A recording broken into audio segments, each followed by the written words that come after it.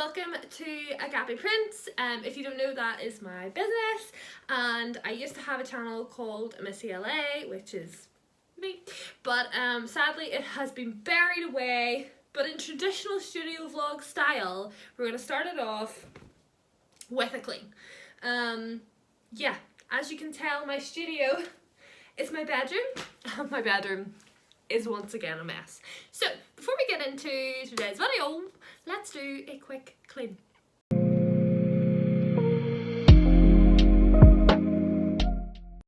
So we are tidy, happy days. I just wanted to sit down and introduce myself in case none of you have a clue who I am. So hello, I'm Ellie, I'm 24, I'm from Northern Ireland, and I have been running my Etsy shop, AgapePrintsDesigns, for around a year and a half now. So I have some, yes little, but some experience of what it's like to run a business, what it feels like to get profit and not have profit, what sales are like, how Etsy's ran, all the rest of it. So that is my intention with this YouTube channel, is to bring you along, to educate you, to do the cute studio bits that everybody loves, but also be real with you, and of course to share God's word. So without further ado, I'm going to get into the science, the mathematics behind running a business, and we're going to look at APD's stats. Hello, so this is Etsy, and I'm going into Store Manager. When I'm in Shop Manager, I have the dashboard, which gives me a rundown of everything. So views, recent activity, expired, and listings that are active. We're going to listings. Listings are things that you actually sell. You can edit, you can preview them there. The functions are there to do that. That's mine. Then I'm going to go down to stats, and I'm going to show you what they look like. So July, we're still a bit premature with them because we're only 5 days in, so it's not going to show you a lot of data. So I'm going to take you back the last 30 days. But as you can see, you can cater to whatever you want to research. And here it says 202 visits and 0 profit. But really what I love about Etsy is the division between how much traffic they've brought and how much you've brought. That's a really good way of catering to where you need to work on and where you don't. And then listings are all there down below by popularity. So as you can see, there's loads of things down the side you can look at. There's July 50-50, but you can go through all those icons. But what I want to take you to next is in marketing, we're going to go to Etsy ads. Etsy ads are a really good way of driving traffic to your store, so definitely use them.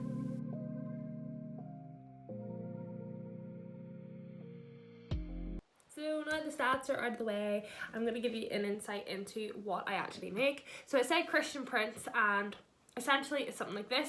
So this is the A5 version of the print that I print from home. I use an Epson EcoTank printer to print my stock, and the print looks like this. It's called Knitted Together because it has it up the side, but obviously it's a pregnancy print, and this comes in A5 and A4.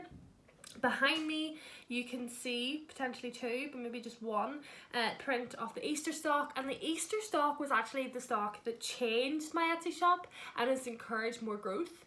So that was interesting because I didn't expect that, but it took me at least a year to get there. So if at first you don't succeed, try, don't give up, try that one last time because it can actually work out for you.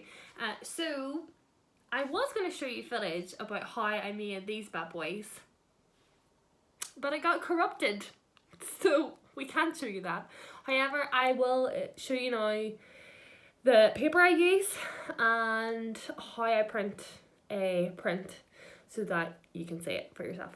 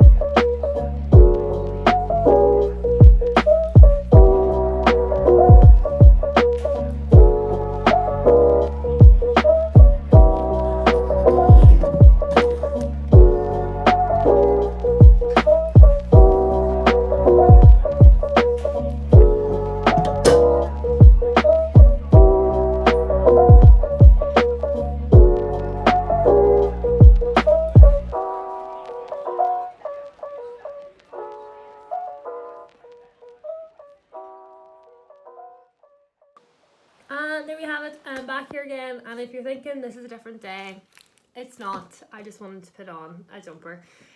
But as you can probably tell from these tester prints, one is significantly bigger than the other one, and that's because when you actually buy a print from me, it comes with a little border around it. So as I was showing you, I printed 2 on a sheet, but that's just for a tester print to see how they come out. So they'll kind of divide the page in half, and it means that there's a very, very thin margin between the paper. You can see that, the paper and the white line, but obviously it doesn't reflect the other side. So what you can do is you can either go again and try and cut it with a guillotine to match it, which is a bit awkward, or what you can do is you can just print onto an A5. Yes, this is an easier way to get loads of prints, but the problem with this is that normally I will leave these prints for maybe even a night so that the ink really settles into the picture. Otherwise, if you go and you cut them too quickly, it will stain. Now, you also have to be very careful. These are great paper, but it can stain very easily, so like watermarks, etc, etc. So one side is yellow, one side is pure white, and you always print on the white side of the matte archival paper. So I'm going to take these glasses off because they're glaring like mad. But anyway, so that's how I print my stock. And speaking of stock, I am currently working towards releasing an Irish collection, which is Irish sayings. So it's not all biblical, but I'm biblically based as an artist. I'm also hoping to release stickers and notebooks. Now, I have been working on the notebooks for a while, and I'm not going to lie to you, it has not been successful thus far, and I'll prove it. Yeah, 7 notebooks. Now, the best one that I have is actually my first one, which was dodgy because it was done the wrong way around. But I printed the actual cover, if you can see it. So I printed the cover as an A4 borderless, which meant that the paper fitted straight away. I stapled it together and it was done. Hey presto, which is so easy, and that would work in the meantime. But the consequences of doing something like that is that you could jam your printer and have to get it fixed. Not my plan. So then I decided to incorporate different tutorials that I found online. And I know that I want to go with the staple. I know that I want to go with lined paper. This paper is recycled paper that I bought really cheap on Amazon, but it is recyclable paper. However, the lines are the thing causing me issue, and I think what I'm going to do now, I've decided I'm not going to sell lined paper as of yet. I'll just do plain, and then when I can, I'll do lined. However, here's also my predicament. Do I go on a little Amazon spree on Prime Day, and do I buy a guillotine that is big enough, like an industrial guillotine, that fixes my notebook problems so I can release notebooks? Or do I buy a Cricut machine so that I can get stickers? It is debatable, so if you are inclined to give your opinion, please express it down below. But I also got sucked in, talking about shopping, to the world of studio vlogging, and bought myself the stereotypical studio vlog container. I bought this size and a bigger size to do a test strip because they were on sale, and they are really good. But the idea is eventually that I'll be able to stack like the notebooks, this doesn't fit, but like the notebooks in these, or stickers or prints. I'm hoping to get like a shelving unit like there at the opposite side of the chest of drawers, and I'll just kind of stack them there. So I think that's enough of me chatting. Might do a wee time lapse now, and we'll see how we get on. Okay, sticker time. Let's make a bee. So we're going to take it into a new file, A4 size or whatever size you want, copy paste it in, put it in a layer. You can lock it, you can unlock it, and then if you want to recreate this, you want to make a new layer.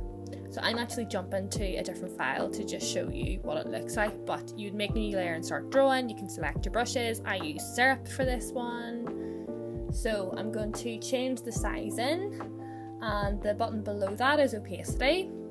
And first of all, we're going to go with the body. So as you can see, it's a yellow colour.